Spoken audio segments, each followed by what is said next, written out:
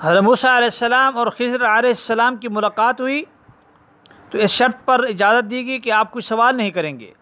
پھر 3 عجیب واقعات پیش ہے۔ پہلے واقعہ، حضرت خضر علیہ السلام نے اس کشتی کو پھاڑ ڈالا جس کے مالکان نے انہیں کرائے لیے بغیر بٹھا لیا تھا۔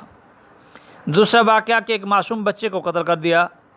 تیسرا واقعہ ایک ایسے گاؤں میں گرتی ہوئی وسیدہ دیوار کی تعمیر شروع کر دی جس گاؤں والوں نے انہیں کھانا تک کھلانے سے انکار کر دیا تھا۔ حضرت موسیٰ علیہ السلام تینوں مواقع پر خاموش نہ رہ سکے، بول پڑے کہ آپ نے ایسا کیوں کیا۔ تیسرے سوال کے بعد حضرت خضر علیہ السلام نے جدائی کا اعلان کر دیا کہ آپ میرے ساتھ نہیں چل سکتے۔ البتہ تینوں واقعات کی اصل حقیقت انہوں نے آپ کے سامنے بیان کر دی۔ فرمایا، کشتی کا تختہ اس لیے توڑا تھا کیونکہ آگے ایک ظالم بادشاہ کے کرندے کھڑے تھے جو ہر سالم اور نئی کشتی زبردستی چھین رہے تھے۔ جب میں نے اسے عیبدار کر دیا تو اس ظالم کے قبضے سے جان بچ گئی، یوں غریبوں کا ذریعہ معاش محفوظ رہا۔ بچے کو اس لیے قتل کیا کیونکہ یہ بڑا ہو کر والدین کے لیے بہت بڑا فتنہ بن سکتا تھا، جس کی وجہ سے ممکن تھا کہ انہیں کفر کی نجاست میں مبتلا کر دیتا، جبکہ اللہ یہ نہیں چاہتے تھے کہ اس کے انتہائی نیک والدین محض اس کی محبت میں ایمان سے محروم ہو جائیں۔ اس لیے اللہ نے اسے مارنے کا اور اس کے بدلے انہیں باکردار اور محبت و اطاعت کرنے والی اولاد دینے کا فیصلہ فرمایا۔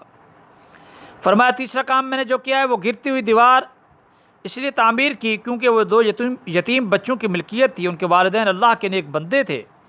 دیوار کے نیچے خزانہ پوشیدہ تھا، اگر وہ دیوار گر جاتی تو لوگ خزانہ لوٹ لیتے اور نیک والدین کے 2 یتیم بچے اس سے محروم ہو جاتے۔ ہم نے اس لیے اس کو تعمیر کیا۔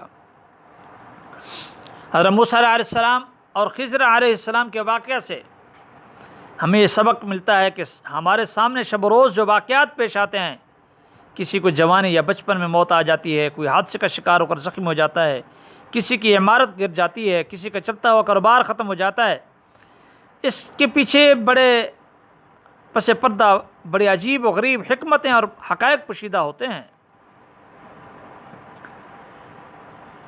تیسری مثال، ان واقعات کے علاوہ 3 مثالیں بھی سورہ کہف کی ذکر کی گئیں۔ پہلی مثال ایک قصہ کی صورت میں پیش کی گئی۔ یہ قصہ ایک ایسے شخص کا ہے جو انتہائی ثمر بار آور قیمتی باغوں کا مالک تھا، مال و دولت بہت تھی اس کے پاس۔ دولت کی کثرت نے اسے فخر اور غرور میں مبتلا کر دیا تھا۔ وہ بڑے بڑے دعوے کرنے لگا۔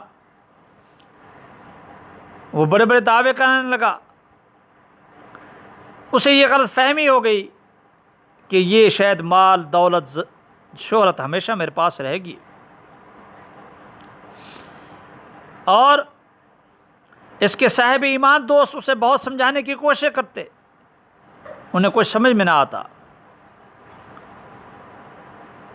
اور سمجھانے والے اسے یہ کہتے کہ کائنات میں ایک اللہ ہے جس نے کائنات کے نظام کو بنایا ہے، اللہ کی مان لو۔ لیکن دولت نے اس کی آنکھوں پر ایسی پٹی باندھ دی تھی کہ سورج سے بھی زیادہ یہ روشن حقیقت اس کی سمجھ میں نہ آ سکی۔ پھر اللہ کا عذاب آیا، اس کا سارا باغ جل کر کوئلہ ہو گیا۔ دوسری مثال یہ بیان کی گئی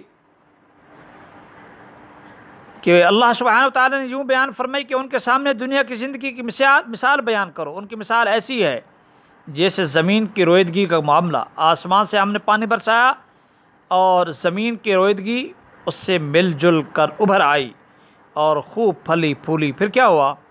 یہ سب کچھ سوکھ کر چورا چورا ہو گیا، ہوا کے جھونکے سے اسے منتشر کر دیا۔ اور کون سی بات ہے جس کے کرنے پر اللہ قادر نہیں ہے؟ یعنی زوال اور فنا میں دنیا کی زندگی اس بارش کی طرح ہے جو آسمان سے برستی ہے۔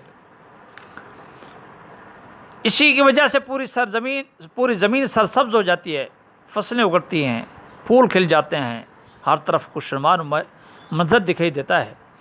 پھر اس کمال پر زوال آتا ہے، پھول مرجھا جاتے ہیں، پتے جھڑنے لگتے ہیں، فصل کو کاٹ دیا جاتا ہے، اسے پیروں تلے روندا جاتا ہے، وہ چورا چورا ہو کر ہوا میں بکھر جاتی ہے۔ یہی حال دنیا کی نعمتوں کا ہے جو زوال پذیر ہیں۔ صحت، جوانی، زندگی، خوشحالی، عیش و عشرت کی ساری صورتیں عارضی ہیں۔ ان نعمتوں کی وجہ سے صرف جاہل احمق ہی دھوکہ کھا سکتا ہے۔ اصحاب عقل جانتے ہیں کہ یہ سب کچھ دنیا کی زندگی کا سامان ہے اور زینت ہے، باقی رہنے والی ہمیشہ کی زندگی، کام کرنے آنے والی زندگی میں اعمال، صدقہ اور خیرات، ذکر اور تلاوت ہیں، اچھے اخلاق ہیں، انسانیت کی ہمدردی ہے۔ تیسری مثال تکبر اور غرور کی ہے، اسے حضرت آدم علیہ السلام کے ساتھ ابلیس کے قصے میں بیان کیا گیا۔ جب اس نے غرور اور تکبر کی وجہ سے اللہ کے حکم کے باوجود آدم علیہ السلام کے سامنے سجدہ ریز ہونے سے انکار کر دیا تھا، اس کا خیال تھا کہ میں افضل ہوں، لیکن نافرمانی کی، اس نے گھمنڈ کیا، تکبر کیا، غرور کیا اور ہمیشہ ہمیشہ کے لیے ناکام اور نامراد ٹھہرا۔ اللہ کے سامنے جو بھی ٹکرائے گا یا اللہ کے دیے ہوئے حکم کی نافرمانی اور ناقدری کرے گا، سرکش بنے گا، اس کا انجام یہی ہوگا۔ اللہ تعالی ہم سب کو قرآن و سنت کی پیروی نصیب فرمائے اور اللہ تعالیٰ کے برگزیدہ لوگ، اللہ کے ولی لوگ، صالحین لوگ، اتقیاء لوگوں کے ساتھ ہمارا حشر فرمائے، آمین یا رب العالمین۔ وصلی اللہ علی النبی الکریم الامین۔